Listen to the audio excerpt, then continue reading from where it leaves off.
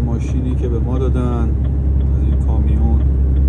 ببین سربالایی دارم میام، کلا داره 27 تا 26 تا میره.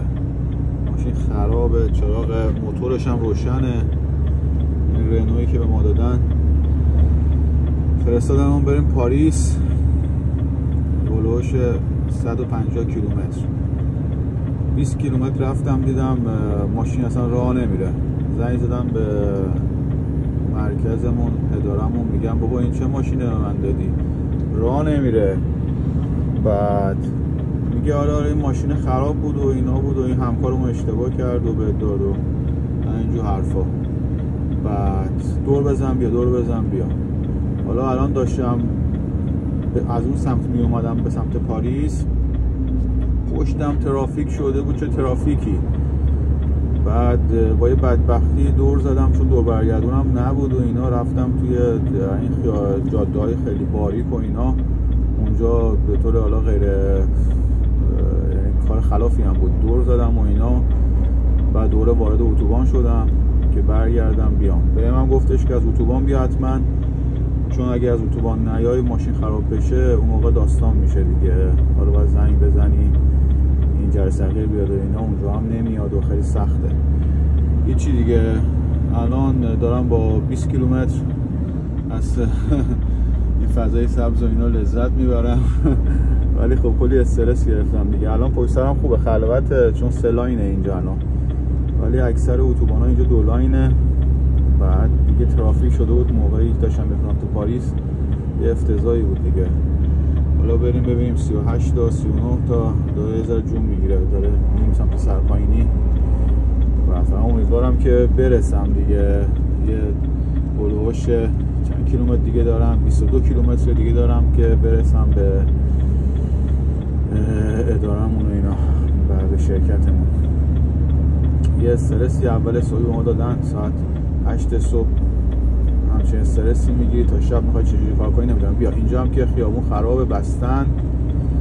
حالا این کامیونه بیاد بره. حالا یه طرح حالا جاده شد، یه بی برو کنیم ببین از بریم بیاد بره. خب حالا بگیریم سمت چپ. امیدوارم اینجا سربالایی نباشه، چون اگه باشه پشتم ترافیک میشه دوباره. همه جارم دارن درست میکنن، یعنی توی فرانسه هر اتوبانی میری هر خیابونی میری یه جا اینجوری اینا گذاشتن، دارن کار میکنن، درست میکنن. حتی کارم نمیکنن و میبینی هیچکی هم نیست. اینا رو میچینن یه ماه بعد میان جمع میکنن میرن. ما فکر کردیم که ایران فقط اینطوریه و نمیدونم، این اروپا به خدا مثلا این فرانسه از همه جا بدتره. الان این همه چیندن اینجا 2-3 کیلومتر میشینن بعد میبینی یه نفر کار نمیکنه. اصلا یه داستانیه دیگه. حالا خوبه سرعت هم 67-8 داست. بعد الان داریم میریم سربالایی دوباره داره میاد پایین سرعتم. هیچی دیگه. اول صبحی 8 صبح از استرسی که به ما دادن خداییش تا شب نمیدونم دیگه چجوری کار بکنیم دیگه. ببینیم میرسیم به اداره یا نه.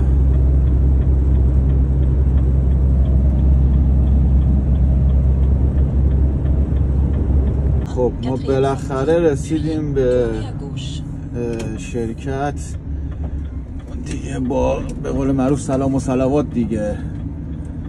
اینجا هم که شرکتمونه. بریم مخگو این تراکو بذاریم اینجا، برم ببینم چی میگن اینا. والا دیگه دهن ما رو سرویس کردن. یعنی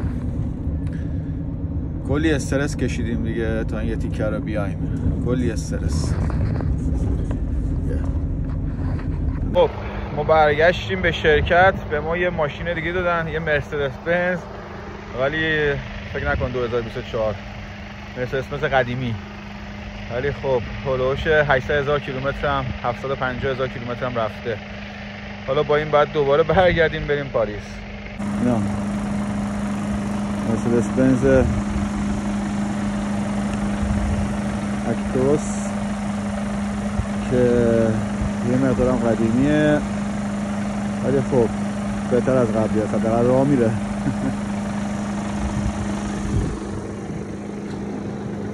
اینجا هم که دپومونه.